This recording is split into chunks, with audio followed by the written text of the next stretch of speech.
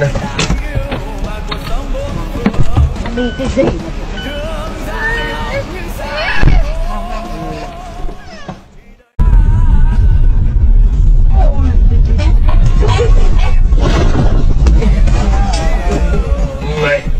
mà mà cái cô có đi bị có con xô không bao giờ cua không bật tại nhanh có quá tông vô có thành để xe để luôn cái này để cái lốp luôn mâm luôn